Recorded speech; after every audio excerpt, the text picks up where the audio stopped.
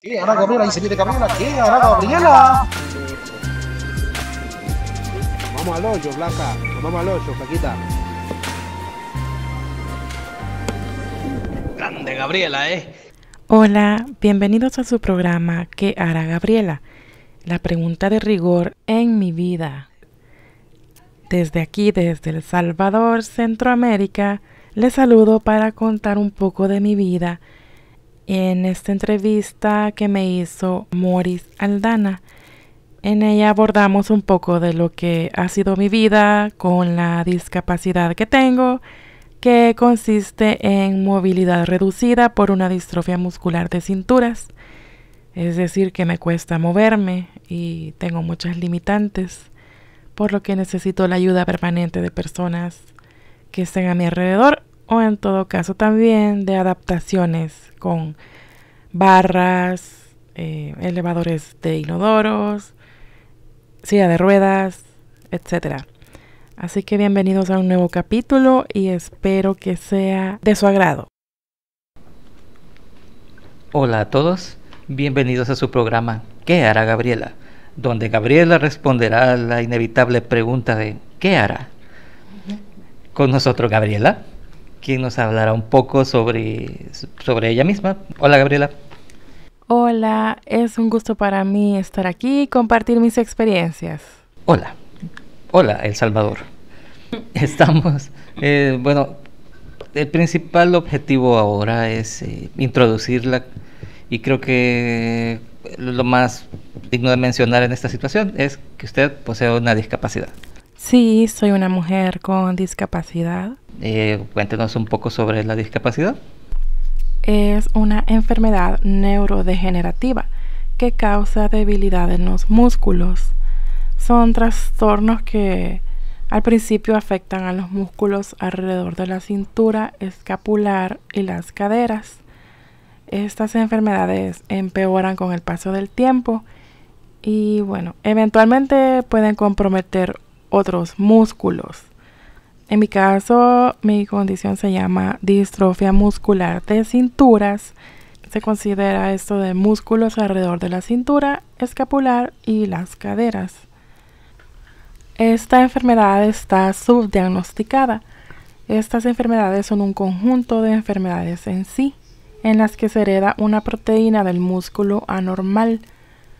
Entonces afecta el trofismo. Y según me han explicado, el trofismo es la nutrición, el mantenimiento del tamaño y del funcionamiento normal del músculo. Entonces, una distrofia, el término se refiere a una alteración del trofismo del músculo, o sea, del tamaño, del volumen de la masa del músculo. Y si hay una enfermedad como esta, no en todos los casos, ¿verdad?, pero en la mayoría ocurre el enflaquecimiento del músculo, no tanto por el desuso, sino que porque hay proteínas anormales dentro del músculo. Todas las proteínas que tenemos en nuestro cuerpo tienen un gen respectivo y ese gen es el software, digámoslo así. O también le dicen como una receta de cocina de cómo deben nuestras células de hacer esa proteína. Entonces, si heredamos una receta mal hecha, o sea, si heredamos una distrofia, poniéndole como en una comparación una receta mal hecha, nuestras proteínas van a estar mal hechas y por lo tanto van a funcionar anormalmente. Otra explicación para entender mejor es que en las distrofias los genes tienen mal la receta para fabricar las proteínas necesarias para tener los músculos sanos. Entonces es una condición, bueno, con la que se nace, pero no se manifiesta necesariamente tan temprano, ¿verdad? Hay niños o niñas que la manifiestan desde el nacimiento, en la niñez, pero también hay casos que se manifiestan en la adolescencia, en la primera etapa de la adultez, ya adultos mayores. O sea, no hay requerimientos para que aparezca la enfermedad. También es importante mencionar que hay varios tipos. Las más famosas son las de Duchenne y de Becker, que tienen un lapso de vida bien corto las personas que tienen esta condición, pero también hay otros tipos que se llaman de cinturas, como la que yo tengo.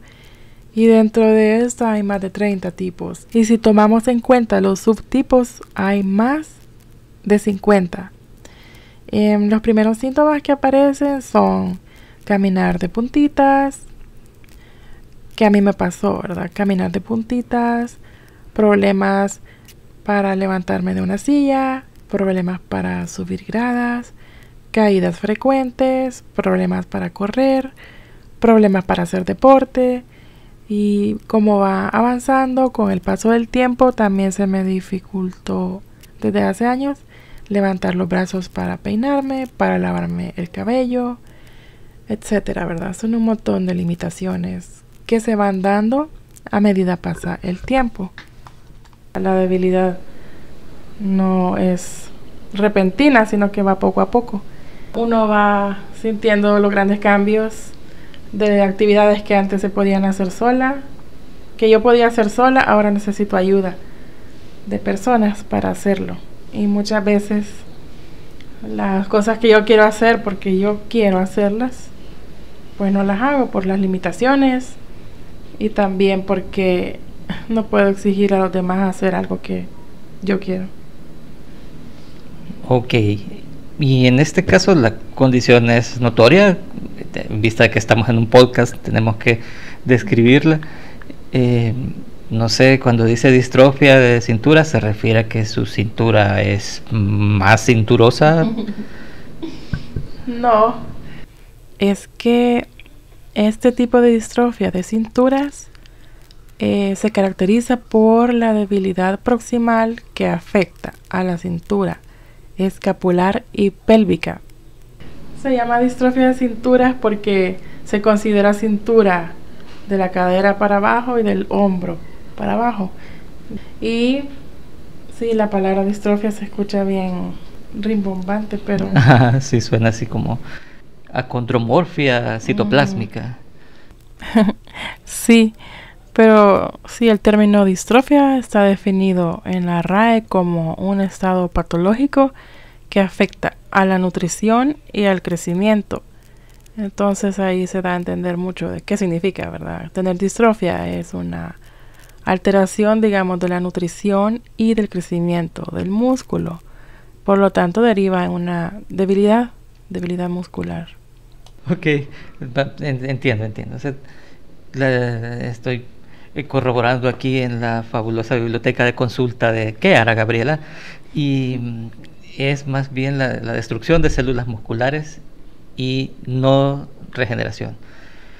Para efectos del caso, debe usted saber, señor oyente, que todas las personas sufrimos de destrucción muscular cuando ejercitamos los músculos, pero se regeneran. En el caso de las distrofias, no se regeneran. O sea, cada vez que usted gasta sus tokens de músculo, no regresan. Ajá, no hay regeneración, o en todo caso, si la hubiera, ya viene defectuosa. Esto la hace sujeto a una situación bastante complicada porque no es evidente. O sea, yo aquí la tengo enfrente de mí y no parece tener una distrofia evidente. O sea, mi vasto conocimiento en medicina distrófica me dice que no se le nota. Entonces eso me imagino que es un problema que no es como si usted tuviera que usar la silla de Christopher Reeve, que tenía 1 millón de botones y que él movía con la mandíbula, creo. Uh-huh. No es evidente a primera vista. No es evidente. Ajá. No se nota a primera vista. Digamos, por lo general, todas las personas que nacen con la condición se ven normales. Tienen todos sus miembros, brazos, piernas. Todo funciona bien en un principio. Y no se nota a primera instancia, o sea, solo para quienes son muy observadores, ¿verdad? Pero digamos, alguien que está sentado y vuelve a verme y yo estoy sentada en una silla común y corriente, no nota que tengo algo que me dificulta moverme. Y precisamente esa contrariedad de que tenemos algo, pero no se nota, hace que uno sienta vergüenza, o sea, como tengo todo mi cuerpo, pero ¿por qué falla? O sea, no funciona como los demás. Entonces siempre hay una especie de sentirse fuera de las demás personas, sentirse fuera de lo normal. El hecho de tener que pensar constantemente cómo me voy a levantar de una silla o cómo voy a subir unas gradas, o cuando las personas dicen, no, sí, solo hay que subir un par de gradas, yo te ayudo. Difícil porque uno tiene que pensar cómo lo van a ayudar los demás, o sea, uno tiene que dar las indicaciones de que de esa forma me ayuda. O sea, por ejemplo, a mí para levantarme de una silla me tienen que abrazar fuerte y levantarme con fuerza y esperar a que yo me equilibre, porque si me sueltan antes de que yo esté equilibrada, puedo sufrir una caída. Entonces, siempre es de encontrar las maneras de explicar a los demás. Y también esto de que no se note me ha traído muchos problemas, porque a veces la gente piensa que uno está mintiendo, que uno no hace las cosas por haraganería. Somos tildados muchos de nosotros como haraganes, porque yo leo en redes sociales personas que padecen distrofias así como yo, y ellos relatan sus vivencias y dicen que la gente no les cree. Son tildados de haraganes, de que siempre están fatigados, de que solo quieren dormir. Y precisamente, o sea, pasamos fatigados porque el mismo cuerpo está destruyendo pues las células musculares, o sea, y es fatigante. Uno siente fatiga constantemente, dolores, más que todo si uno se sobreesfuerza. Y otro punto importante es que, si bien es cierto todo lo que dije antes de que no se nota, es algo que desfavorece a las personas con distrofias al mismo tiempo, y sin embargo sí se nota. Si uno se pone de pie, por ejemplo, se nota, o sea, hay una curvatura en nuestra espalda, el abdomen suele verse distendido para afuera, tendemos a desequilibrarnos, así caminamos diferente. Los doctores le llaman una marcha de patito, que nos balanceamos de un lado a otro porque buscamos siempre el equilibrio. Como no hay mucha fuerza, requerimos pues de sentir un sostén, ahí tendemos a caminar de un lado a otro, y eso llama mucho la atención, o sea, de las personas miran mucho. Yo he pasado muchos años de mi vida siendo muy observada, o sea, y eso también ha calado en mí, en mis emociones y en mi manera de ver a la gente. Siempre tiendo a sentirme observada, y eso genera obsesiones en uno, compulsiones, creer que siempre lo ven a uno por ser raro, y puede ser que haya otros motivos por los cuales nos ven. Entonces, todas esas cosas, los estereotipos, las percepciones de las personas, sí definitivamente hacen mella en uno, o sea, y es bien notorio pues cuando uno intenta subir una grada, cuando todavía se puede, ¿verdad? Uno utiliza un montón de maneras de agarrarse de los barandales, apoyarse en las rodillas. También buscamos muchos puntos de apoyo en nosotros mismos. Por ejemplo, solemos agarrarnos de nuestra rodilla, de nuestro muslo. También buscamos apoyo en la mesa en la que estemos, o en las personas, o banquitos, o sea, cualquier cosa que sirva para levantarnos, la utilizamos, ¿verdad? Siempre estamos pensando cómo vamos a hacer para levantarnos. Y ya cuando definitivamente uno ya no puede, como es mi caso, sí recurrimos a la ayuda de las personas, solicitar ayuda, personas fuertes, personas que no tengan lesiones en la espalda porque tienen que hacer fuerza. Y también pues nos valemos de otras ayudas como equipos ortopédicos, ¿verdad? Que sea de rueda, bastones, todo lo que sea útil para evitar caídas, porque ese es otro síntoma de esta condición, las caídas frecuentes. Ya veo. Sí, bueno, otra situación que creo yo que una condición como esta no está en el imaginario popular. Hay un montón de condiciones que no están en el imaginario popular. O sea, en el imaginario popular Supongo que es común la pérdida de alguna extremidad, la ceguera, una persona que usa una silla de ruedas para desplazarse. Todas esas son reconocidas casi por todos como una condición que necesita cualquier tipo de asistencia. Y en este caso parte del problema es que como no es evidente y la gente no sabe cómo reaccionar, creen que los están engañando, se topan en los parqueos, por ejemplo, según me ha revelado en confidencia Gabriela, de qué hará Gabriela, escucha su programa qué hará Gabriela todas las semanas. Entonces me ha revelado que la gente en los parqueos de personas con discapacidad no la dejan parquearse en los parqueos de personas con discapacidad, que no saben cómo ayudar, que no es que todos deban estar enterados, pero seguramente tienen una idea más clara de cómo ayudar a una persona en silla de ruedas que sufre de parálisis, no sé, paraplegia, que a una persona con distrofia muscular, lo que seguramente debe ser terriblemente frustrante. Sí, para comenzar la frustración inicia desde que uno va manejando, porque se supone que al tener una condición limitante no debería de poderse manejar. Pero como hay diferentes formas de hacer adaptaciones en un carro para poder manejar bien. Por ejemplo, pero Gabriela, permítame interrumpirla. ¿Tiene usted un carro? Es decir, una persona con discapacidad tiene acceso a tener un carro. Dígame, en su trabajo de persona con discapacidad. Perdón, no nos ha dicho, usted tiene una licenciatura.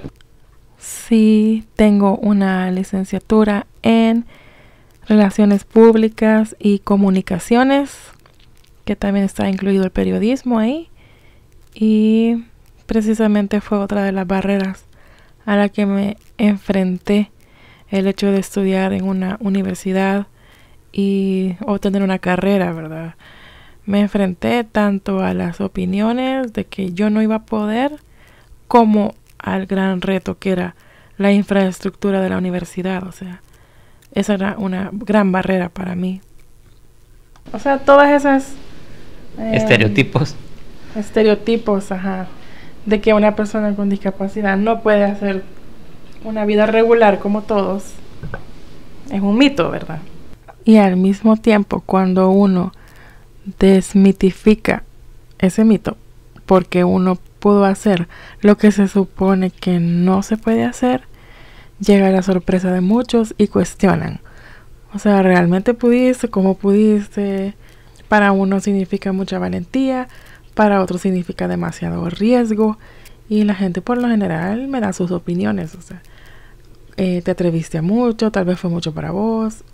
O sea, ven que cuando uno alcanza lo que la mayoría de personas alcanzan en su vida ordinaria, muchas personas se sorprenden y otras personas cuestionan y dudan de que haya tenido la capacidad de haber hecho cosas ordinarias, y no saben lo que me llevó a llegar ahí, y ni siquiera quieren enterarse de cómo hice. O sea, simplemente es una duda de qué tan capaz soy, habiendo caminado por los mismos caminos que otros.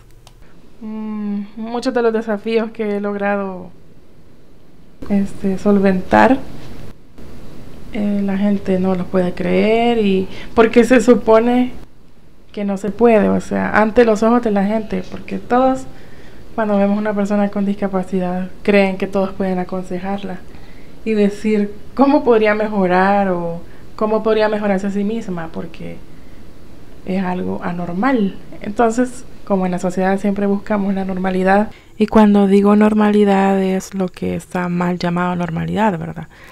En esta sociedad se promueve mucho la uniformidad, la homogenización, lo que consideramos anormal, que no tiene que ver con los cánones que están establecidos, que imponen el uniformismo, es cuando hablo de normalidad. Sabemos que lo que impera realmente es la diversidad.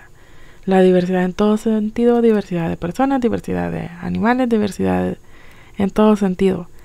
Lastimosamente estamos en un mundo que promueve que todos vayamos como en serie, y eso pues es algo que nos hace mucho daño. Muchas personas son las que a manera de consejo tratan de decirle a uno cómo puede mejorar su situación física, con ejercicios, con medicinas, Y también aquí es donde entra la parte de los prejuicios y las creencias, que además de aconsejarnos qué medicinas o ejercicios podemos hacer, también nos dicen qué es lo que les alarma que hagamos o no, ¿verdad? Como por ejemplo, manejar, estudiar, casarse, tener hijos, vivir una vida sexual plena,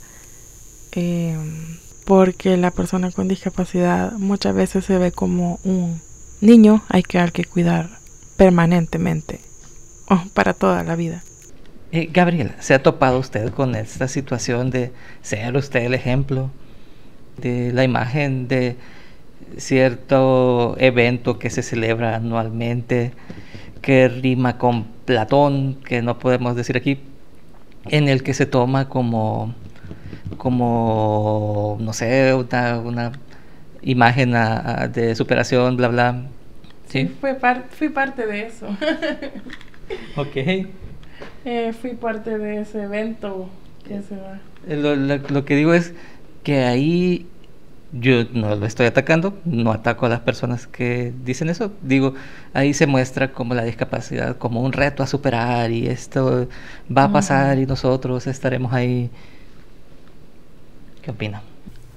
Opino que nada más alejado de la realidad, porque ese tipo de eventos televisivos da a entender un mensaje de que una persona que tenga un defecto debe de arreglarse. En un primer momento el niño o niña pues se detecta a sí mismo con un error, con un defecto que pone tristes a sus papás y debe de arreglarse. O sea, es una concepción bien errónea, porque se le da a entender que debe de luchar contra sí mismo, contra ese cuerpo defectuoso, y pues nada más alejado de la realidad. O sea, la realidad es que el niño no debe de cambiar nada, o sea, es como es con su discapacidad, y a lo que se debe de invitar es a aceptarse como tal y no a querer cambiar su realidad. De paso, se invita a la población también a aceptar a estas personas con la discapacidad, y así poco a poco se da paso a la inclusión, que es lo que tanto anhelamos las personas con discapacidad, ¿verdad? La inclusión en la sociedad, que no se nos vea como seres distintos, sino como seres que somos parte de la sociedad. Muy interesante. Bueno, siendo parte de ese mundo en el que iba a terapias, sí vi todas las necesidades que hay de tantos niños y niñas que tienen condiciones de discapacidad, pero bueno. Bueno, nos explayaremos en otro episodio de ¿Qué era Gabriela? Pero sí fui parte de la imagen de ese evento. Ok, bueno, volvamos a su persona. Y sí, distrofia muscular, no se nota. Sí, estaba diciendo lo de los parqueos, que para empezar, cuando uno llega en un carro y uno va manejando, los guardias o la gente se queda viendo para ver quién es la persona con discapacidad que va llegando ahí, porque no es posible que sea la que va manejando. Entonces, luego de la sorpresa, le preguntan quién es la persona con discapacidad, y por lo general yo digo que soy yo, y se sorprenden de que no luzca mal, pálida, que no vengo de un hospital y que soy vestida regular como cualquier persona. Entiendo.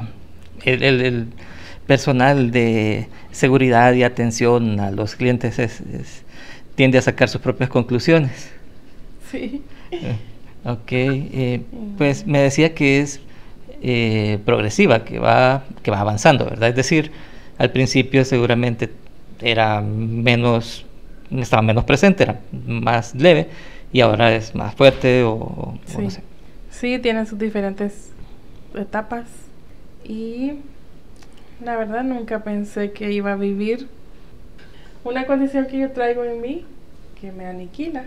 Desde pequeña, cuando me dieron el diagnóstico, predijeron que mi futuro iba a estar lleno de malas noticias, que no iba a llegar al desarrollo caminando y que probablemente iba a morir antes de los 20 años. Como si se cumple en otro tipo de distrofias. Pero yo tengo un tipo de distrofia que es diferente es menos fulminante que otras. Por lo general le dan a los niños, a los varones, y ellos tienen un pronóstico de vida corto, menos de 20 años, pero son dos tipos de distrofia que se llama de Duchenne y de Becker, que son los más comunes y se cumple más que todo en los hombres. Bueno, entonces la mía es como más leve, pero al mismo tiempo es bien socavante. Cuando dice más leve, se refiere a que el pronóstico no es de inmediato fatal, ¿verdad? Como es en el caso de los hombres y de otros tipos de distrofias, como sería según la biblioteca de consulta de ¿Dónde está Gabriela? La distrofia muscular de Duchenne, que son razonablemente más agresivas. Entonces, eso no implica que sea menos complicada. Ajá, no significa que sea menos complicada. Es igual de complicada, es más tardado que se manifieste la debilidad y poco a poco se generan las condiciones limitantes. Por ejemplo, ya no puedo subir los brazos si no es con apoyo. Entonces hay muchas dificultades para bañarse, peinarse, alcanzar cosas, incluso solamente por querer subir el brazo. Es bien complicado. Pero cualquiera diría que cuál es la gran cosa, ¿verdad?, con la distrofia comparado con otras discapacidades. O por ejemplo con alguien que tuvo un accidente y tuvo una lesión en la columna y dejó de caminar y ahora sus piernas ya no se mueven. O sea, ¿cuál es la tragedia con la distrofia? Yo creo que la tragedia es esa lucha que se quiere tener contra uno mismo. O sea, se supone que uno tiene que seguir mejorando en la vida y la condición va empeorando. Entonces uno se siente culpable. Hay mucha culpa de sentir que uno va desmejorando y no se puede hacer nada. O sea, y esto según opinión de neurólogos, fisioterapeutas, a los que ya he ido. Y sí, no se puede hacer nada en cuanto a detener la condición o en todo caso mejorarla, ¿verdad? Sino que lo que se puede hacer es como mantener la movilidad que se tiene en ese momento, pero no hay manera de evitar que avance. Ya, o sea, esta cosa es, no existe un medicamento, trasplante de células madre, no sé. No existe. O sea, incluso hay personas que creen que con vitaminas se puede retrasar, o que si el músculo está débil, pues hay que fortalecerlo con ejercicio duro, fuerte, severo. Pero no, o sea, es todo lo contrario. Si uno hace mucho ejercicio, puede llegar a dañar más todavía las células musculares. O sea, el desgaste puede ser todavía más rápido. Ok. ¿Y se ha encontrado con alguna persona que le ha dicho, ¿por qué no toma este medicamento? ¿Por qué no asiste a esta iglesia? Yo conozco a alguien que fue curada por cualquier deidad, la de su preferencia. ¿Le han dicho cosas como esa? Sí, me lo han dicho muchas veces, lo que debería de hacer para estar mejor. Y toda la gente, se adjudica el poder de decir que va a caerle bien a uno, ¿verdad? Aunque nadie sepa en realidad lo que tenga. Pero a favor de esa gente puedo decir que no todos lo hacen. Yo no creo que nadie lo haga, de hecho, con mala intención. Digo, están tratando de ayudar. Sí, siempre he estado agradecida de que las personas pues se preocupen por uno, quieran el bienestar y que recomienden cosas que seguramente a otros les han funcionado para bien. Porque así como cuando uno ve a cualquier caso de una persona en la calle o afuera, que uno quisiera ayudar al otro, ¿verdad?, para que esté mejor. O sea, sí, claro que lo hacen con las mejores intenciones. Pero sí me he encontrado con comentarios molestos de sanación por milagro divino, que solo tengo que tener un poquito de fe para poder curarme. O que, por ejemplo, que hay casos de personas que han logrado superar diferentes condiciones y se han sanado, pero, o sea, habría que investigar qué tipo de condiciones eran, que no son similares a la mía. Y sí, muchas veces personas de la religión me han dicho que lo que tengo es por una misión, que tengo que cumplir una misión divina, y también que soy un ángel en esta tierra y que por eso vine así. Para ayudar a otros.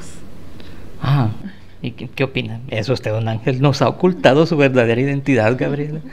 ¿Es usted una representante de las huestes angelicales de cualquier deidad?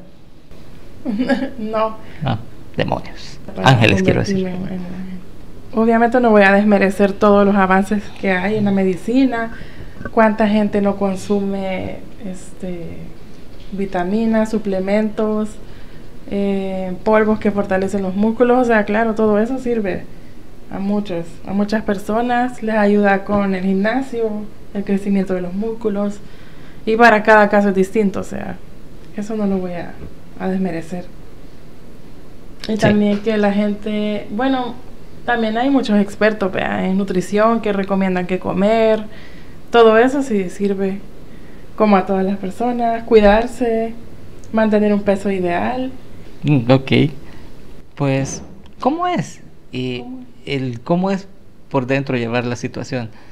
Se topa con gente que no le cree. Se topa con gente que le dice, eso no te va a costar o eso no te cuesta. ¿Por qué vuelvo a eso? Creo que ya lo habíamos dicho.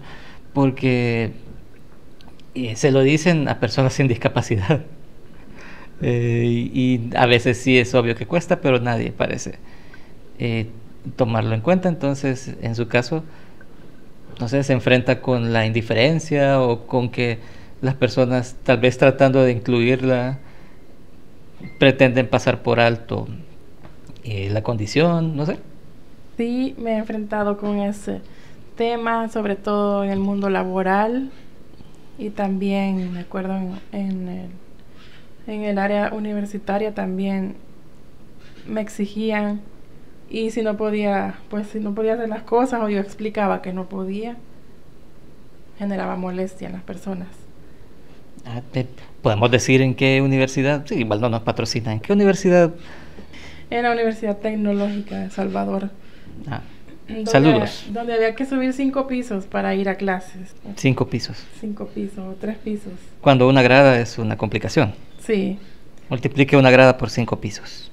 Sí, en ese entonces mi estado de salud estaba mejor, como cualquier persona joven.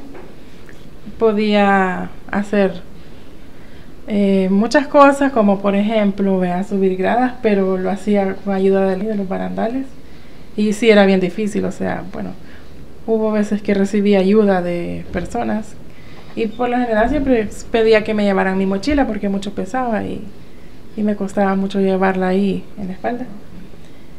Pero sí subía, y ante la mirada de todos, o sea, hasta muchos años después de estar en la U, conocí a un profesor que hasta ese momento yo supe que no era yo la del problema, sino la institución universitaria y la infraestructura en general la que me limitaba. O sea, no era yo la culpable, sino que eran los medios en los que me movía que no me brindaban las facilidades.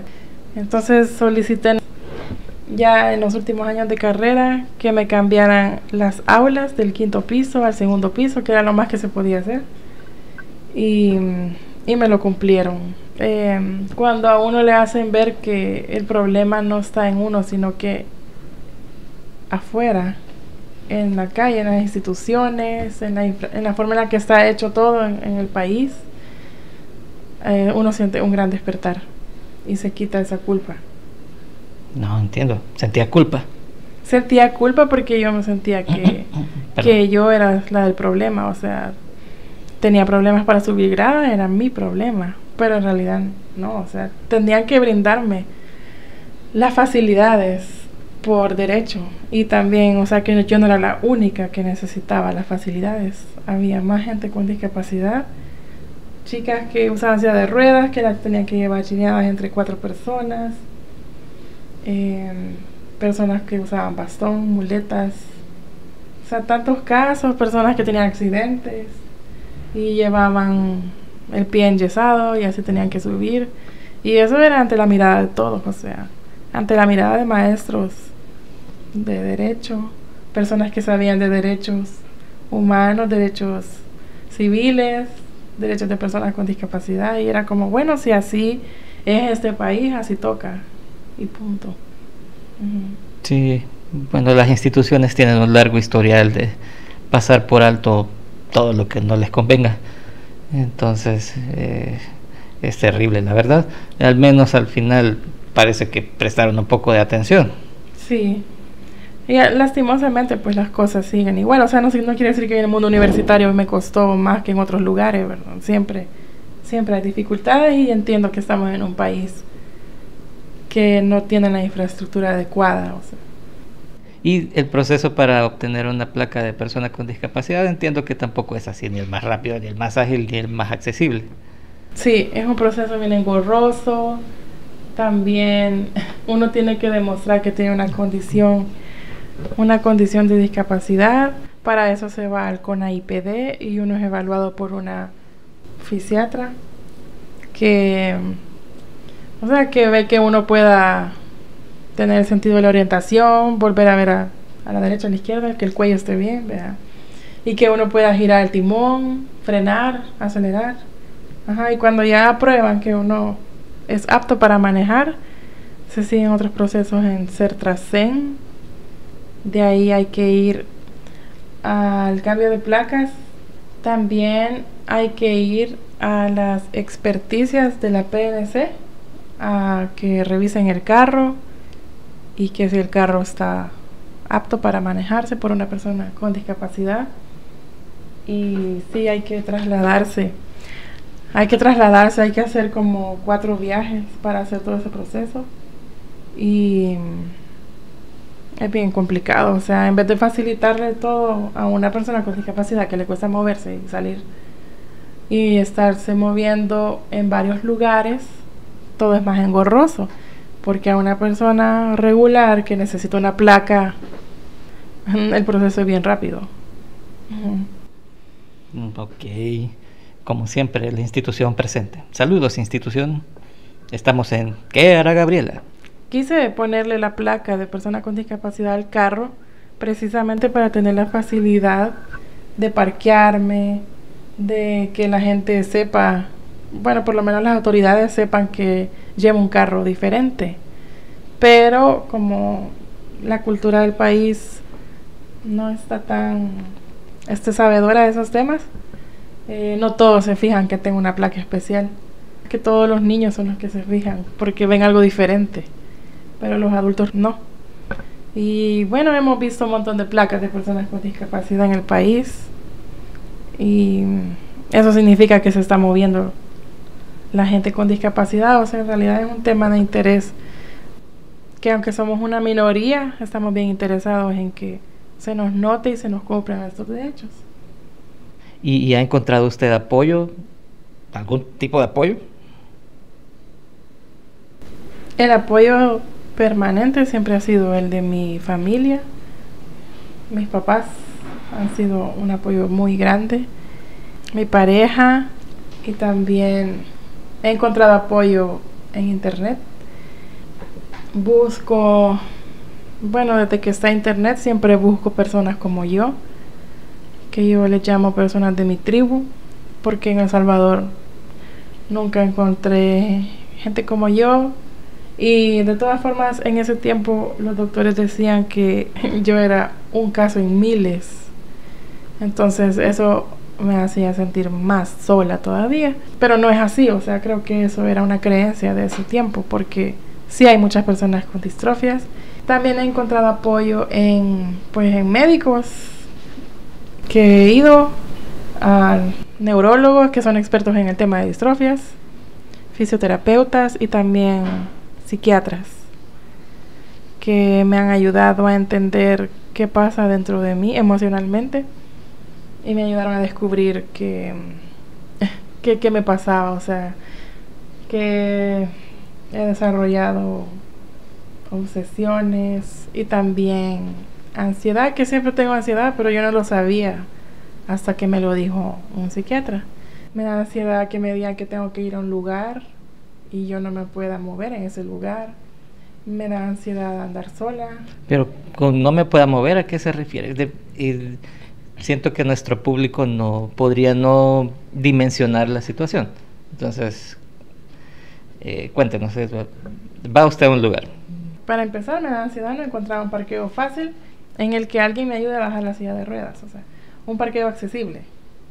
Eso me da ansiedad, porque hay personas que en los parqueos regulares no hay espacio suficiente para abrir la puerta y salir de ahí, en mi caso. Entonces, aquí es bien difícil encontrar parqueos de personas con discapacidad que estén bien hechos y desocupados. Y una vez que llega al parqueo, usted se baja de su carro y baja usted misma su silla. No, tengo que pedir ayuda. Por lo general, alguien me acompaña cuando salgo. Tiene que ser alguien que pueda ayudarme y pues manipular la silla de ruedas. ¿Vea? El lugar debería de estar adaptado, tener ascensor, ser de un solo piso. Si yo veo que el lugar está muy complicado, tiene gradas y todo, no voy, o sea, me da mucha ansiedad. Pero sí, algo que tengo que reconocer es que antes, al estar más joven y como más rebelde, ir en contra de las reglas, sí me emocionaba mucho la idea de desafiar todas esas dificultades y obstáculos. Que si hay gradas, pues voy a subirlas o voy a pedirle a alguien que me ayude a subirlas o que alguien me las suba, porque no puede ser que yo no pueda ir a ese lugar si yo quiero ir a ese lugar.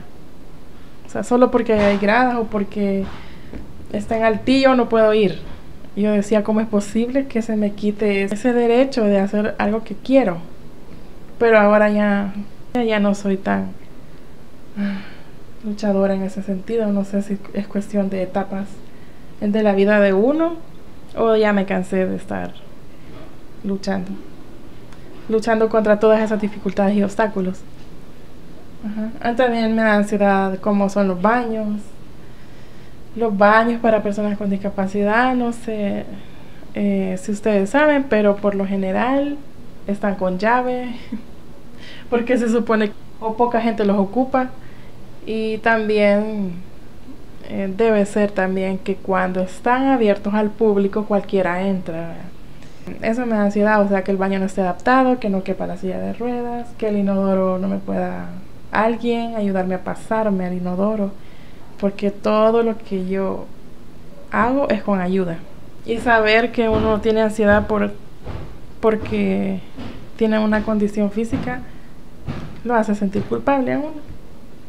Bueno, y otro tipo de ayuda que he encontrado es en internet, en grupos de apoyo de mujeres que viven con lo mismo que yo. El grupo se llama Women Living with Muscular Dystrophy, que significa mujeres que viven con distrofia muscular.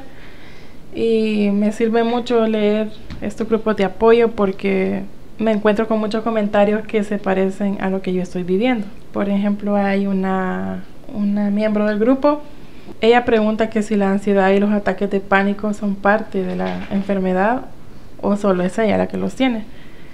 Entonces relata que antes ella no tenía tantas preocupaciones por su condición, pero como en los últimos 5 años la ha empeorado, entonces tiene mucha ansiedad cada vez que tiene que ir a algún lugar nuevo o lugares que conoce. Y habla de que cuando va a la casa de su amiga, ahora le genera ansiedad ir ahí.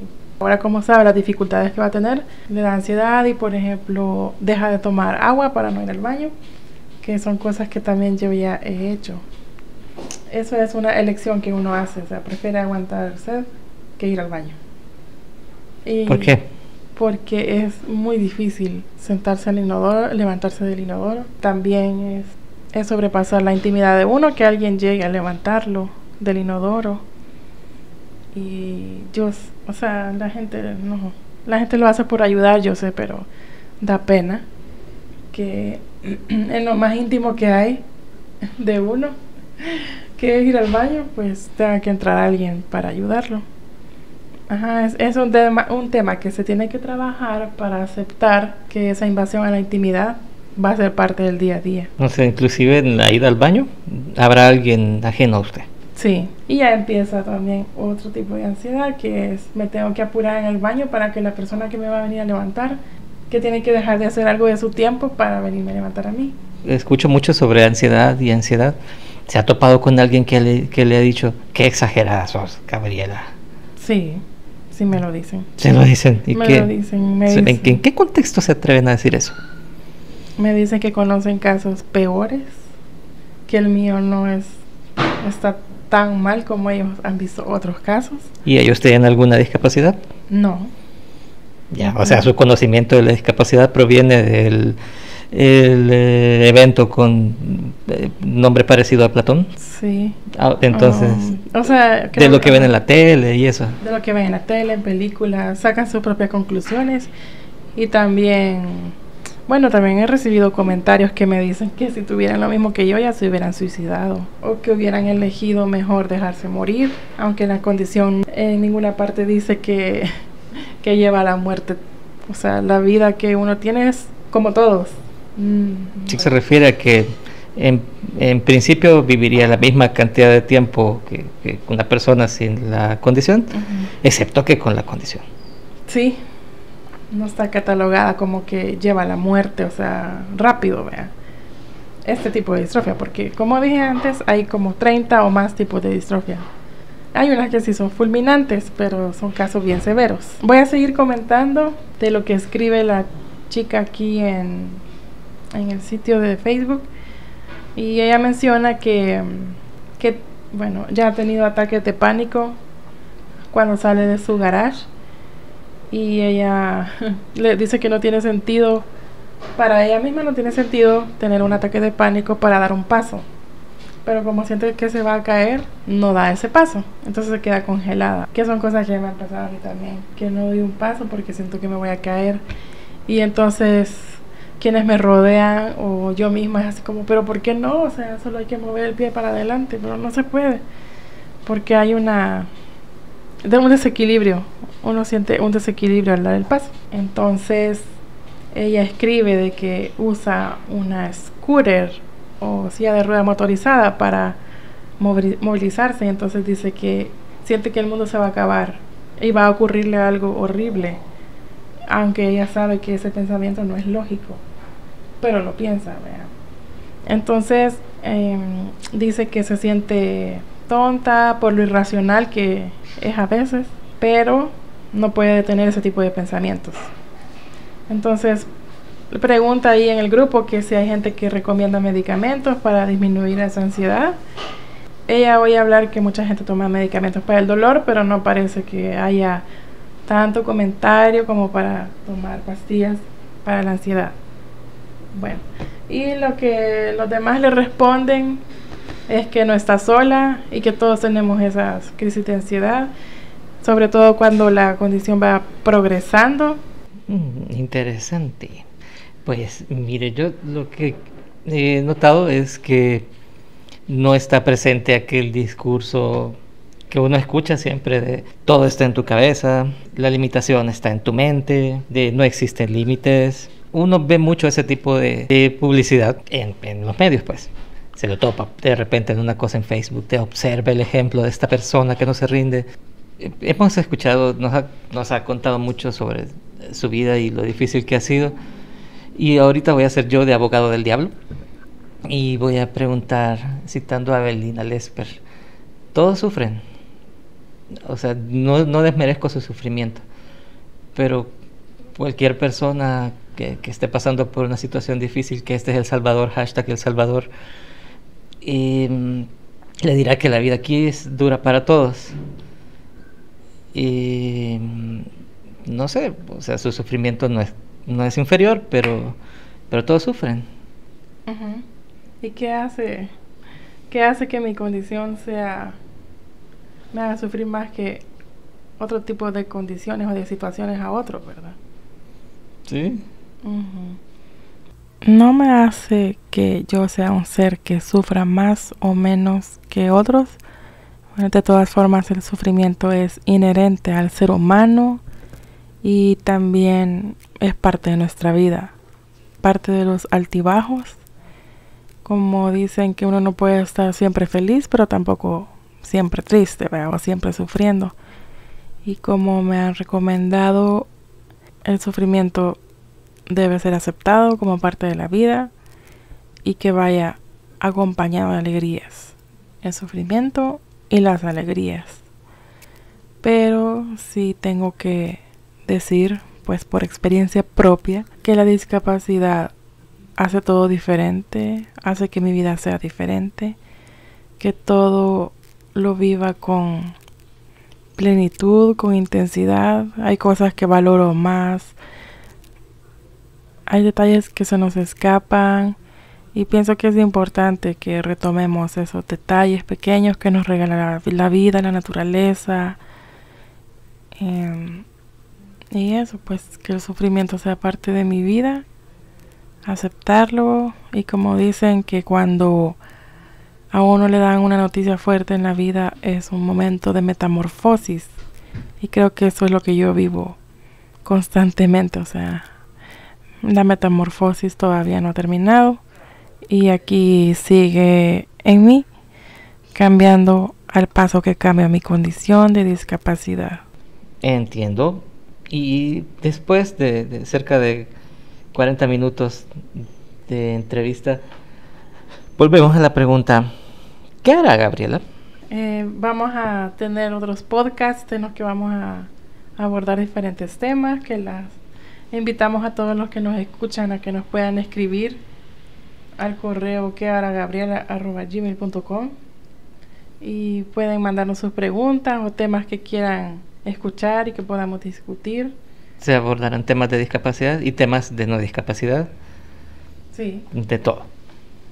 de todo. Entonces, ¿qué hará Gabriela? Es la incógnita para el siguiente podcast. Ya saben, esperen la respuesta a la pregunta en nuestro siguiente episodio. Saludos.